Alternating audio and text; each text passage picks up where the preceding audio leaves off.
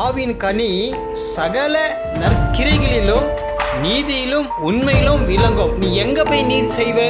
பரலோகத்துல போய் நீதி செய்ய போறியா? பரலோகத்துல போய் நீ நியாயத்திற்கு போறியா? பரலோகத்துல போயிட்டு நீ எல்லார் மத்தியிலும் நின்று ஆளுக செஞ்சுட்டு பரலோகத்துல போயிட்டு எல்லார் மத்தியில நீ நியாயத்தை பத்தியா நடந்துக்க போறியா? கிடையாது.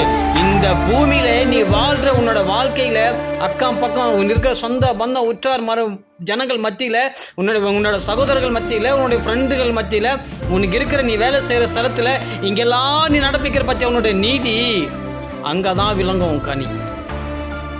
இங்க பூமியில எந்த அளவுக்கு நீதியா நடந்துக்கிற, நீதி மேல் பசிதாகம் உள்ளவர்கள் பாக்கியவன்கள் நம்ம மத்தியில வாசிக்கிறோம். அப்ப நீ நீதி செய்ய வேண்டியது எங்க?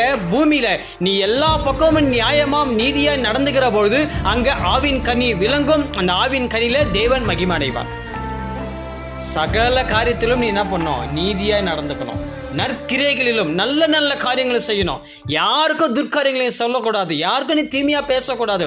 எல்லாவற்றிலும் நீ என்ன சொல்லிக் கொடுக்கணும்? அவங்களுக்கு நற்கிரைகளை சொல்லிக் கொடுக்கணும், நல்ல செயல்களை சொல்லிக் கொடுக்கணும், நல்ல ஆலோசனை கொடுக்கணும், நல்ல உபதேசங்கள் சொல்லணும். அவர்களை நல்ல வழியில் நடத்துறதுக்கு என்ன பண்ணணும்? விட்டு கொடுத்து போகிற மனப்பான்மையை கற்றுக் கொடுக்கணும். நற்கிரியைகள் இதெல்லாம் நீ பூமியில செய்யும் போதுதான் கனி விளங்கும். நீ உண்மையில எங்க போய் உண்மையா இருக்க போற? பரலோகத்துக்கு போயிட்டா உன்னோட உண்மையை பரலோகத்துல போய் காமிக்க போறியா? நான் 7 முறை ஜெபிச்சேன், ஒரு நாளைக்கு 7 முறை ஜெபம் பண்ணேன், நான் டானியலை போல நான் 3 வேளையும் உபாசம் போட்டு ஜெபம் பண்ணேன், பரலோகத்துல போய் உண்மையை காமிக்க போறீங்களா?